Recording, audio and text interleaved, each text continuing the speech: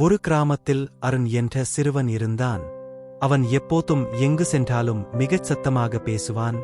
சின்ன விஷயத்திற்கெல்லாம் கோபப்படுவான். ஒரு நாள் அவன் தாத்தா அவனை குளத்துக்கு அழைத்துச் சென்றார்.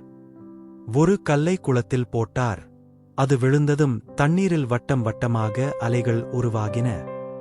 தாத்தா அருணிடம் கேட்டார், இந்த ஒரு சிறிய கல் ஏன் இப்படி பெரிய அலைகளை உருவாக்குகிறது தெரியுமா என்றார். அருண் தெரியவில்லை என்றான். தாத்தா மெதுவாக சொன்னார், அலைகளைப் போலதான் நாம் பேசும் ஒரு கடுமையான வார்த்தை கூட நம்மைத் தாண்டி மற்றவரை சிதைக்கலாம். ஆனால் நாம் மௌனமாக இருந்தால் எந்த அலையும் எழாது. இந்த கதையின் நீதி, எல்லா உரையாடல்களிலும் பேச வேண்டிய அவசியமில்லை, எப்போது மௌனமாக இருக்க வேண்டும் என்பதை அறிதலே உண்மையான அறிவு.